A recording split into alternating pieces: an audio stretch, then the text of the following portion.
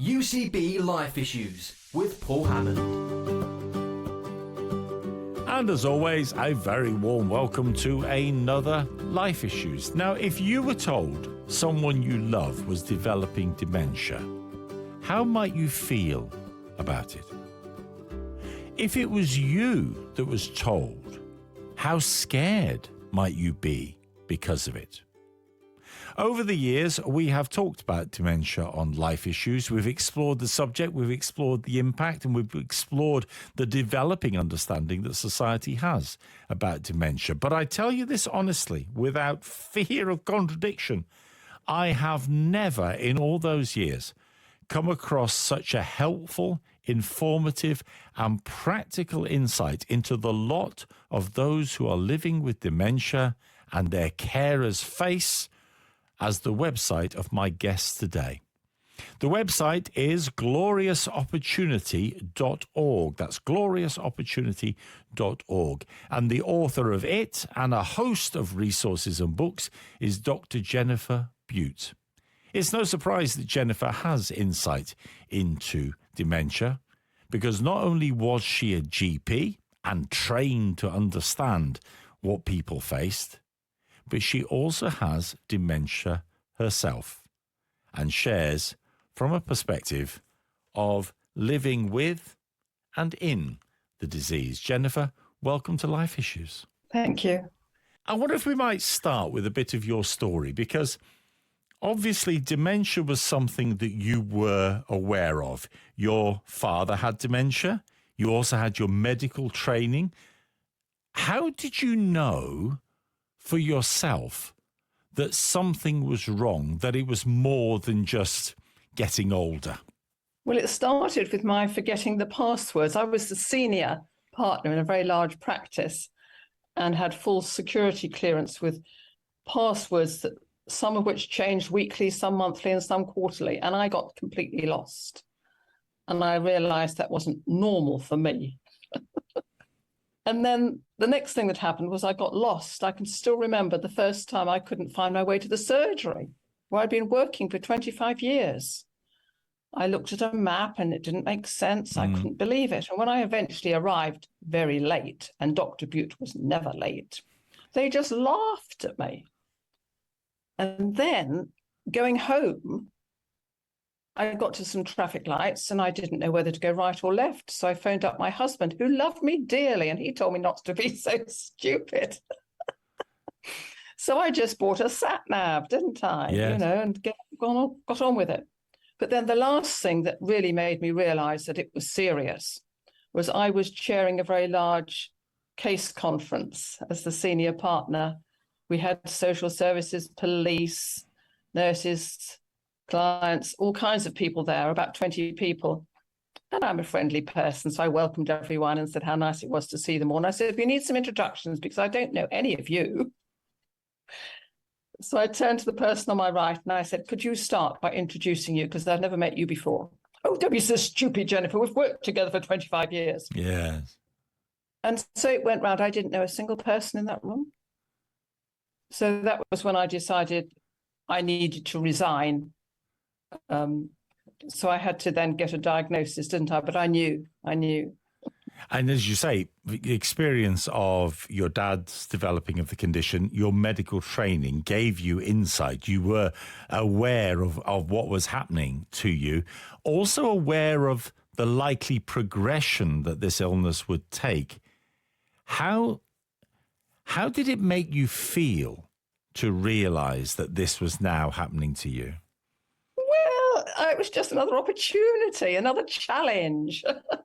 I've always enjoyed challenges and opportunities, and there are far worse illnesses than dementia.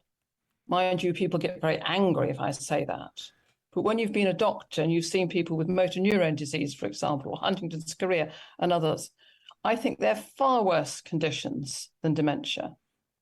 We can't alter what happens to us, but we have a choice as to how we react to it. So I said to God, well, I have an opportunity here. What are we going to do with it? But, okay, I can understand that you came to that point, but were there not times? I was there from the beginning. Really? So when people laughed at you because you got lost, and when people were I don't want to say dismissive, but people didn't understand what was going on, how what's your take on that? What's your understanding of that? Well, it was just lack of understanding and lack of education. And I was involved in medical education. It was one of my jobs, teaching doctors and nurses and medical students. So it was an opportunity to educate them. And if someone doesn't realize that they don't know, they need a situation in order to find out that they don't know. So when people didn't realize that there really was some difficulties, well, that was an opportunity for me then to enlighten them, wasn't educate them. So from your point of view, was there a difference between observing it as a GP and as a daughter? And then I think the phrase that you use in one of your videos on your website is you then are seeing it from the inside. What's the difference between observing it and then seeing it from the inside? It's quite different, and I've learned so much more. I think it gives you more authenticity and the ability to learn from other people who are willing to share their stories with you, which probably they've never done properly before because they've also been laughed at or not believed, as I wasn't. And I understood that. So I was able to say, oh, I know what it's like when no one believes you and everyone laughs at you and so on. And then they would talk to me about their experiences. So I learned so much. So it was a real privilege to understand dementia from the inside, not only my own, but all the people that I was living amongst. Because once my husband realized how bad I was, he couldn't cope with me not being able to run the house and cook and all that kind of stuff. So we moved very quickly to a dementia inclusive community. And that was where I met all these other people who, amazingly, when I arrived, no one else had dementia. Yeah. But they saw that I wasn't ashamed of it. In fact, I was always proud of it because of this idea of it being an opportunity. Yes. And it didn't take long before other people outed, and it became almost like a club. It was lovely. It was wonderful. So I was just more grateful than I could ever have been. I could never have got there if I hadn't had it myself. Never. And it is, I suppose, a reflection on how society responds to it, that all those people felt that they had to pretend until you blazed the trail and said, no, actually, we don't need to pretend. We can be true. Yes, yes. And I talk quite openly about my hallucinations. I always have. And I was surprised to find out that I reckoned at least 60% of people with dementia have hallucinations, but they weren't going to tell anybody. No. In case people judged them or made assumptions about them. I mean, you've mentioned it a couple of times, this attitude that you have. And as you say, there right from the beginning, where you say that dementia is an unexpected gift. Now, most people would see the threat of dementia as a curse. So I wonder if you could just unpack that unexpected gift element for us. Can you just explain to us what you mean by that? Well, I saw it as an opportunity again to experience myself what other people were going through. And then the privilege of walking the path with others and finding out what worked in helping them. Because as a doctor, I always wanted people to live the best they could with what they had. So here was another situation in which to do that. Because if you've met someone with dementia, you've only met one person because everyone is different. Yes. And unfortunately, people get tarred with the same brush. It's assumed that, people say, well, I know all about dementia. My mother or my father had dementia. Well, I'm delighted that you've learnt something from that. I'm sorry you've had that experience. I'm delighted you've had opportunity, but that was just one person. And you probably won't find another person who had the same experience. You see, I found out it's a wonderful tapestry. And I found that unusual things work, if not with everybody, with a lot of people. And I would not have found that with just a few people. For example, the effects of laughter enable people to talk, people who are not able to talk. If you really got them laughing, one found that they could actually talk afterwards. And that was interesting. I didn't know that. Yes. And I've learned so much of God's goodness to me. and the opportunity for me to show love and care to all these people around. I mean, they were all there on my doorstep. I mean, what a privilege. I was just so thrilled to have it. And for many people, they were so pleased to meet someone that understood that and was able to accept them and value them as people. Yeah. And I just thought it was sad that so many people with dementia aren't valued in the way that they could be. You're listening to UCB Life Issues. I'm talking today to Dr. Jennifer Bute. Jennifer lives with the reality of dementia. Her website, gloriousopportunity.org, is a treasure trove of resource that gives insight into the realities of dementia, what it's like to see it from the inside, what it's like to live with it, and what it's like to see those that you love live with it as well. My guest today to explore the impact of dementia. One of the things that you talk about, Jennifer, is that you say there are 3 basic principles to understanding those living with dementia. I wonder if you could tell us what they are. I found there were just 3 principles that apply to everyone with dementia. I have found no exceptions. The first, there is always a reason for anything that someone with dementia says or does. It is not random. There's always a reason. And it's a bit like a detective thing. You have to try and find out what the reason is. Yeah. The second principle is almost the most important, is that feelings remain when the facts are forgotten. So even if we don't remember the facts of a situation, we will remember whether it was a happy situation or not. So that is worth remembering too, because it's much easier, I think, to leave good feelings behind, even if the rest of it didn't go so well. And the last principle is that patterns continue. The pattern of behavior we had as children, particularly when we couldn't cope with life, I discovered, and I haven't found any exceptions to it. And most people, of course, have no idea how their spouses behaved as a child. But just as children behave in certain, often unacceptable ways when they can't cope with life, one will find that the adult with dementia will behave in the way they behaved as a child. So when I told my family, there's my sisters, they said, "Oh, we all know what you do." And they were right. I would go away and hide or cry in a corner. But other people might scream or yell or have a tantrum or throw things or bite or kick.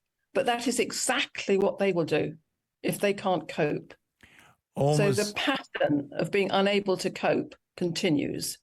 So that's something worth remembering, because it just means the person needs help, doesn't it? It's a cry for help.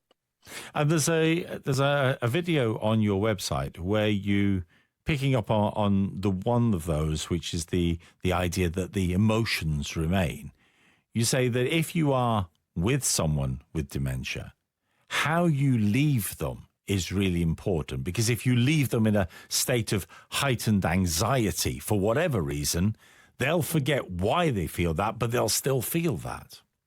Yes, that's absolutely right. So at the end of a visit, no matter how well or badly it's gone, you need to leave on a positive note. And for some people, it doesn't even mean saying goodbye, because that can be upsetting. You might just say, "I've got to go out to the car," or "I need to go somewhere." You don't need to tell a lie, but you don't actually have to make a big thing of saying goodbye. But you've left them with happy feelings, and they will remain, even if they don't forget why they feel happy. So I think it takes a lot of stress off a lot of visiting.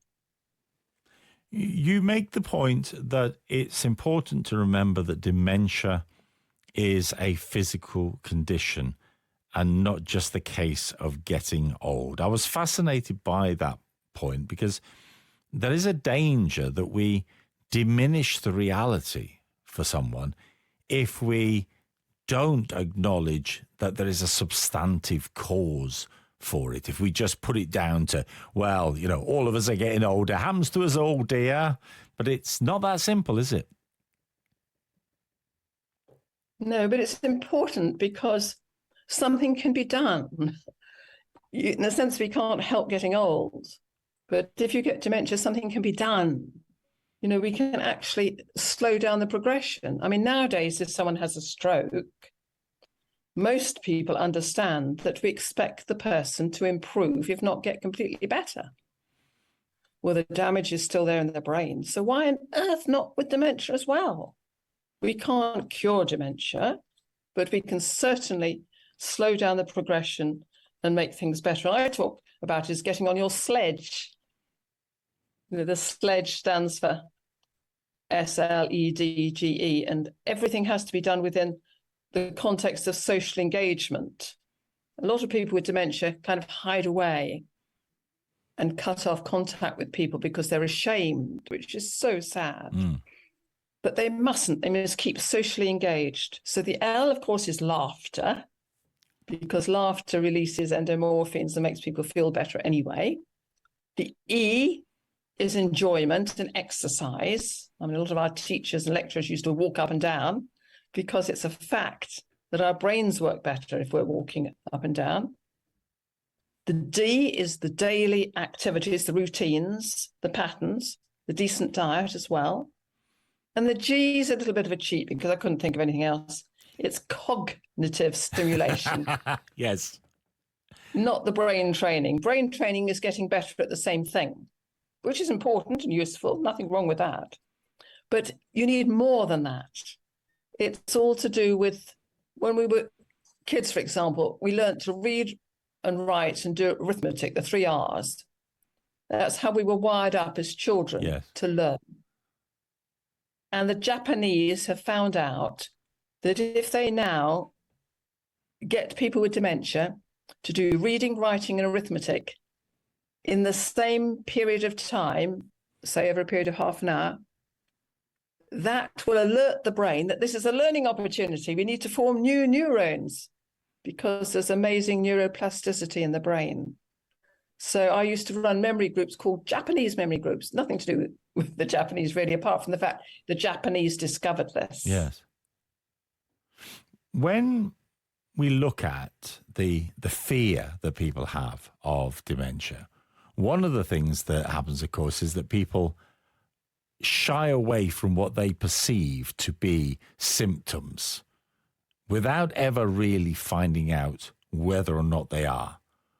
How do we know if it's dementia or if it's just you're getting a bit older and your memory isn't as good as it used to be? Well, officially, there are 10 main changes, and I've got a list of them here because I wouldn't remember them otherwise. First is that the memory loss you have disrupts ordinary life. It's not a momentary lapse. In other words, you forget it's your son's birthday, or you forget you're meant to go to the dentist, that kind of thing. The second is you get confused with time or place. You've no idea what the date is, what month it is, even how you got somewhere, or whether you got lost. I mean, that can happen even to familiar places. I mean, I got horribly lost once just meeting up with my family in Windsor Castle. You wouldn't believe it. And then the third problem is with speech and writing. I can't spell correctly anymore, and I find it difficult sometimes to talk. The evenings are worst. I forget words. I repeat myself, and I use the wrong words, which is quite funny at times. My daughter, who did psychology at university, finds it fascinating. She says she still remembers when I said to her that the, I can't remember what it was now, whether I said something like the shoehorns were out in the garden and I meant the foxgloves, you know, and these words get filed in our brain and I picked the wrong ones off the shelf. I mean, she knew exactly what I meant. So she finds it amusing. And then, of course, the fourth one is planning things is very difficult. Even cooking is a disaster. And I was so grateful to my family because, you know, I can remember cooking my son some rock buns and he took a bite of one when he arrived and put them straight in the bin. And I said, why did you do that? He said, well, you forgot to put the sugar in.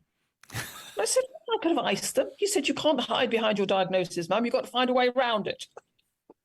And I was so grateful to him because he challenged me all the time. And for me, that was the right thing. So that was good. And you talk But of about course- in your videos, you talk about how you now, when you bake, you measure everything out, leave it all out on the bench, and then you know everything has gone in, rather than doing it the way I do it, which is just to grab the packet out of the cupboard when I want it. Yes, I'm afraid I don't even do that now. I'm getting dangerous, but still. But it's also, you see, you can, if you do internet shopping, I can remember I meant to order a packet of sprouts, and they sent me one sprout. Well, it's my fault, of course, but you'd have thought they would have had more sense, wouldn't you? Oh, do you have to laugh? And then the fifth thing is difficulty completing familiar tasks. The rules of a game, for example, that you've played forever, you have no idea how to play it anymore. People often who play bridge, even I don't, but some people do, and they just can't remember how to do it. And getting lost, of course, driving, something that used to be familiar. The sixth is misplacing things, and this is very common, and people with dementia often accuse other people of stealing. And sometimes I think, oh, no, Jennifer, no one's stolen it. Think. But we can't see what's there in front of us sometimes, or we've put it in the fridge instead of somewhere else. Yeah. Sometimes we need others to help us look for what is there, but we can't see it. It's our brain, not our eyes. The seventh is that some people get a lot of change in mood or personality. It depends often on the type of dementia. But we get, all of us, I think, upset when we're out of our comfort zone. But I think we can relearn some things. The eighth is we avoid situations that we can't cope with anymore, even favourite sports, which is so sad. And it's something that I think families can often enable us to do. We don't have to stop going to things. We just need to be enabled to do it, because there's no way we can do it by ourselves anymore. The ninth is we get poor judgment. And a very common thing with people with dementia is they give away or spend too much money and they don't realise. Yes. It's something that the family needs to be aware of, and to have arrangements with the bank to alert them if things are not going well. And some people then forget to look after their self-care. I mean, I have on my computer, because I'm computer literate, trains me, when to change my bed or when to wash my hair, things like that, because I can't remember otherwise. And then the last one is visual spatial images. And that's certainly true. Quite a few people I know actually found out they had dementia because they were completely unable to drive their car into the garage anymore. They would bump against the wall each time. Because they hadn't, that's how Terry Pratchett apparently found out he had dementia. And our reflexes are slower, so driving becomes very dangerous because we don't remember in time things. And then difficulty with reading. I used to read a lot and I can't easily, but it doesn't matter. I listen to it instead. And one of the interesting things for me, listening to and watching some of the resources and videos that you've done, you talk about the way in which perception of sight can be affected by dementia. Now, I had never heard this before. In all the years that I've been talking about this, Jennifer, I had never come across this before at all. But it makes such sense that actually the way that sight works, not in that there's a problem with the eyes, but the way that the brain interprets the image, actually creates some of the things that people with dementia get criticised for, like putting your food on the table instead of on the plate. Can you explain that to us, please? Yes. Well, I can remember when a family member told me that a cousin who had dementia came to visit her and how she put the jam on the tablecloth. And I said, oh, yes, you had a white tablecloth, didn't you? Yes. And you had your best white tea service out? Yes. Well, I said, she didn't know where the plate finished and the cloth began. Yeah. We need contrast. It's not the colour, it's the contrast between the colour. And it's the same often, particularly for men in the bathroom, putting it bluntly. Yes. It's nothing to do with what you want to do or can't do. It's the contrast you need. So if you've got a light-coloured bathroom floor and you've got light-coloured toilet, then there's every likelihood he'll miss. Exactly. Yes, yes. And you see, I think that is something that is so once it's explained, it is so obvious. Like somebody said to me, if you've got stone tiles, don't put black mats down because it looks like a hole in the ground. We just never actually stop and think about these things. One of the things that you make very clear is that there is an awful lot can be done to bring hope and purpose for people living with dementia. You talk about how technology can help. How have you discovered that technology can improve things?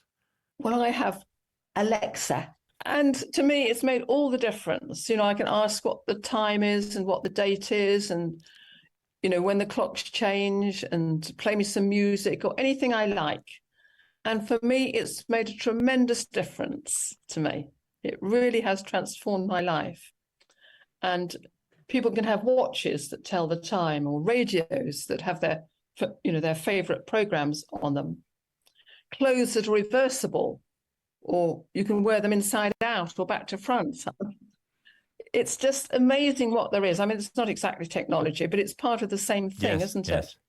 And I'm so grateful. And there's an awful lot in the pipeline now as well about warning people. I think it's in the public domain already. There are socks being developed, which people with dementia will wear, and they will pick up the socks, believe it or not, when the person is about to have a meltdown and not be able to cope. And it will send the message to the carer to tell them what to do. Right. They'll say, your mum, for example, needs a cup of tea, or your dad needs to go for a walk, or whatever. So it's not just warning people about the problem, but also telling them what to do about it, which will be specific for that purpose. So there's a tremendous amount in the pipeline, you know, apart from obvious robots and things like that. But it's not just about technology, is it? Because it's also about techniques and ways of approaching things. You talk about accessing memories, and you make the point that very often we assume that the person with dementia no longer has the memory. But, well, you say dementia is like being in a house where the front door is locked and the key is lost. So how can I help someone who is stuck in that house, Jennifer? Well, I often ask people, what would you do if you went around to have a cup of coffee with someone and rang the doorbell and they didn't answer? Sadly, some people say they would just go home. And that, sadly, is what a lot of people with dementia do. They say, there's no point talking to you today. You obviously don't know anything. It's not true. And if you really wanted to go and visit someone and you couldn't get a reply from the door, if you were concerned about the person, you would wonder, have they fallen down? Have they hurt themselves? You know, you'd look through the letterbox, you'd go round to the back door, you're looking through the window, you might get a ladder. So figuratively, we need to do the same thing for the person. We need to find another way of letting them know that we care, finding another way to access that memory. And I found out for myself that the same memory might not exist. I mean, for example, my sister said something about her cat. And I said, you've never had a cat in your life. I have, she said, I've always had a cat. No, you haven't, I said. So my sister had another understanding not to argue with me. And then she started talking about her son's cat. So I said, oh, yes, your son had a cat. And after I said, oh, yes, I remember you had a cat. So it reached the memory by a different route. Yes. By her son cat's memory rather than her cat's memory. So the memory's still there. We just have to find another way of accessing it. A different trigger. Yes. Yeah. And you talk about some of the strategies that you use in connecting with people, and you use them not just for yourself, but also in how you connect with others. And I wondered if we could explore some examples. And there is a place in one of the videos where you talk about how you talk to someone who is not using, if I might put the term, clear words in their vocalization. They are talking gobbledygook. And yet, as you started to listen and engage with that, even though it sounded like nonsense, they were able to be connected with. Yes, well, there are 7 different ways I've now discovered to enable someone to talk. And it's one of my specialties, I think, now. If someone says, oh, so-and-so is not talking anymore, I think, let me see what I can do. And it's so exciting to be able to enable them to talk. And the sad thing is so many people just don't bother. They assume the person is stuck. But if you're playing a gramophone even and the needle gets stuck, you don't just let it get stuck all the time. You do something about it, don't you? You move the needle. So why not with a person who's having difficulty talking? So someone talking gobbledygook, I mean, that's one of the most difficult ones to do, but you have to talk with the same emotional cadence that they're using. If they're very excited about something, they might be so excited that they can't talk sense, but you can tell they're excited. And if you've got a vague idea what it's about, then you can start talking very excitedly in exactly the same way about the subject that you assume that they are also wanting to talk about. And people with dementia, we copy each other. We're like mirrors. So I'm copying their emotion, and of course, feelings matter. So they will then start copying some of the words I'm using. So I try and copy some of the words they're using. And any word that I can use in my conversation that they're using, I will use. And they will slowly do the same thing. I can remember doing this with one lady in a minibus that we were traveling on, and everyone else thought I was daft. And I said, wait and see. And after about 10 minutes, the lady who had been talking gobbledygook spoke 2 normal sentences that everybody could understand. Amazing. So it is possible to do it. Yes.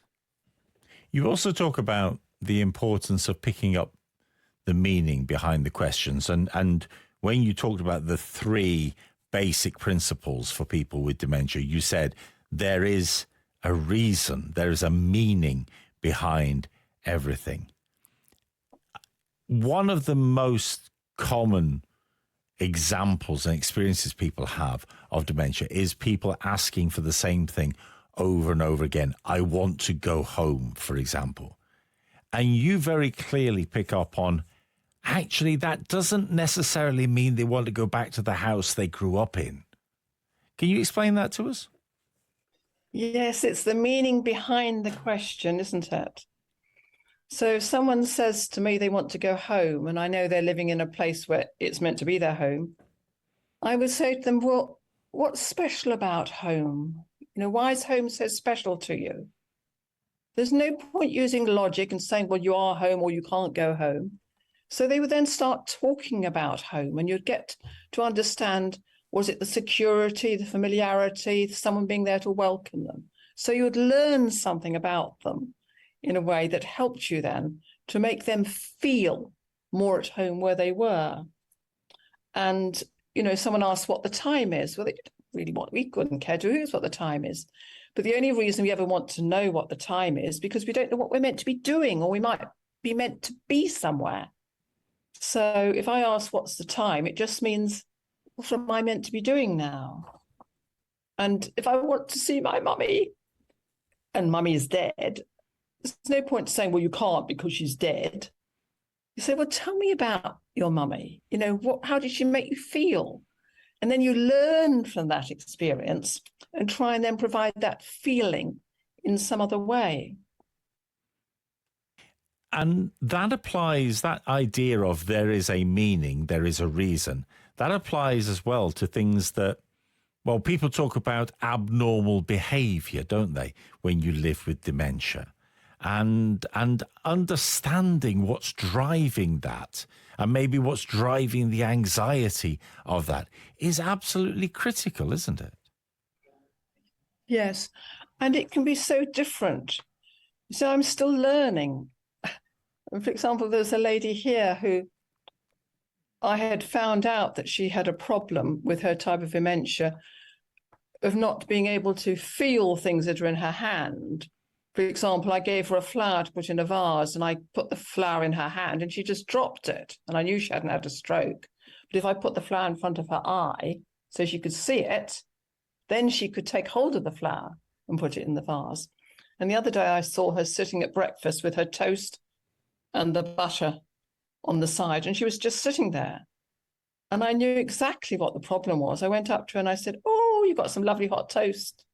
"Yes." I said, "Well, you need some butter on it, don't you?" "Haven't got any." Because she couldn't see it. I mean, it was there, but she could see it, but she couldn't relate it to the toast.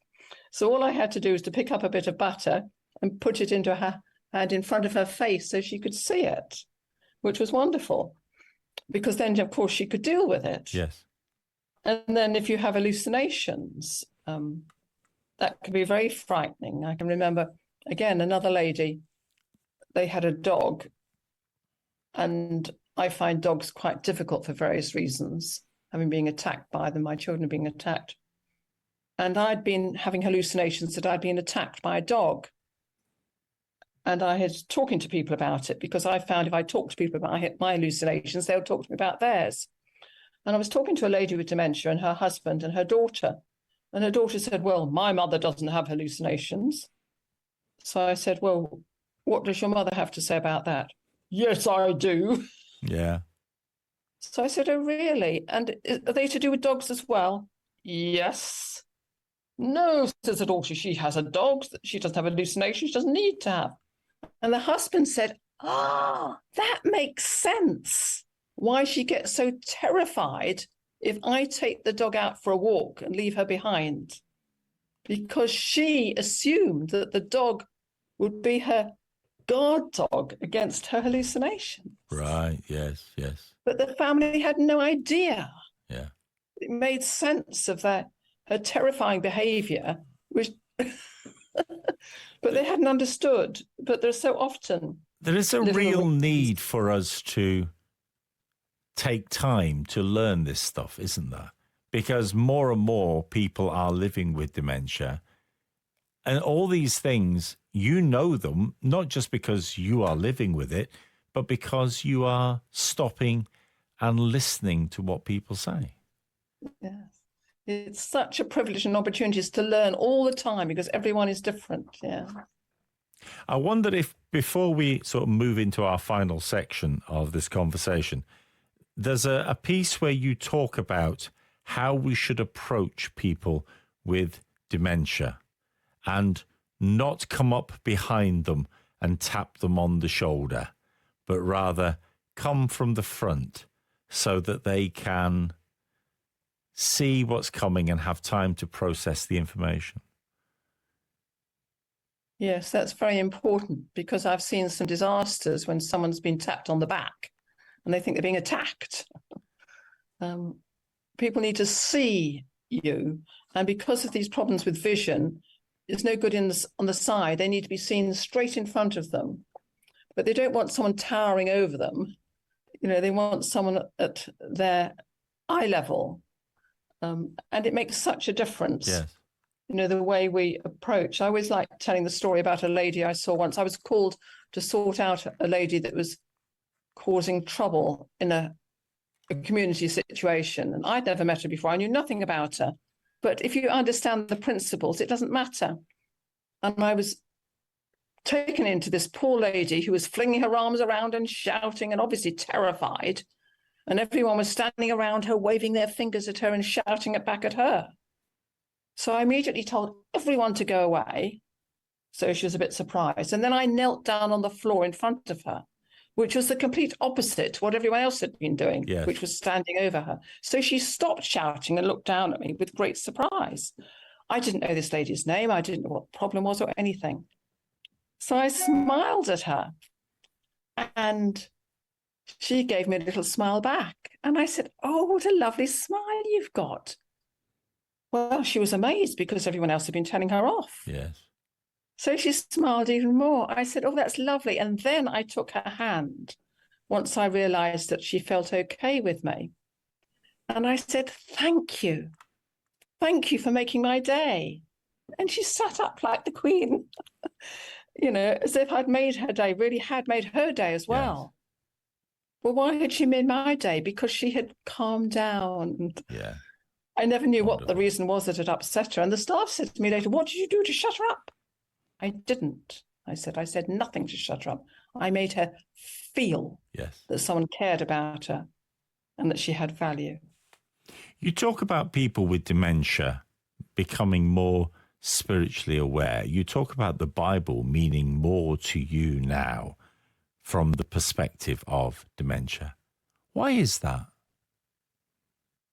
Well, I think for many older people, they got used to going to Sunday schools or school assemblies, and scripture is quite well known to a lot of people, even if they don't go to church now. But I found for myself that scripture means things which were there all the time, but I hadn't noticed. For example, with my hallucinations of wild animals and people being very rude, there's that wonderful passage in Isaiah 35, which says, there will be a highway where no one rude will be allowed. It'll be impossible to get lost on this road. No dangerous wild animals, nothing and no one dangerous or threatening. And God will welcome you home with gifts of joy and gladness. And I thought, wow, Yes. that could have been written for me. Wonderful. And I'd never seen that before. Yes. And just one other from the New Testament. As dementia progresses, our speech can become difficult. And we can live in a fog. But in 1 Corinthians 13, it says, love never dies. Speech will be over one day. We don't see things clearly, we're in a fog. Until then, until the sun shines and we see clearly, we have just 3 things to do. Trust in God, hope unswervingly, and love extravagantly. Yes. Wonderful. It's been fascinating to talk to you today, Jennifer, and to get the insight of someone seeing dementia from the inside rather than just observing it in others. A point that you make over and over again is the point where I'd like us to finish, because you say it is essential that those around people who have dementia need to understand the importance of enabling, not disabling. I wonder if you could just share for us your thoughts on that and why it is so important. Well, I think it's because it gives us a feeling of worth and value if we're enabled to do something. I think that's important too, rather than giving up and sitting in a corner and feeling sorry for oneself. But sometimes I like to think, if we're finishing a session, I like to think that kinsekuroi is almost a better way to finish, isn't it? You know, kinsekuroi is the Japanese art of repairing broken pottery. And so many people with disability or dementia, anything, feel broken and damaged. And in kinsekuroi, they put gold and silver into the cracks to make it look more beautiful and of greater value than before. And I think, but this is just such a wonderful analogy, isn't it? That people who pour love and care into other people's lives and the lives of those with dementia, they are actually making them feel more valuable and giving them worth in a way that they didn't have before, because nothing is wasted at all in God's economy. Here is the reality. More and more of us will develop dementia. It is a growing reality, problem, Jennifer might say opportunity within society. It is absolutely essential that we start to understand that just because someone has dementia, it does not mean it is the end of that person.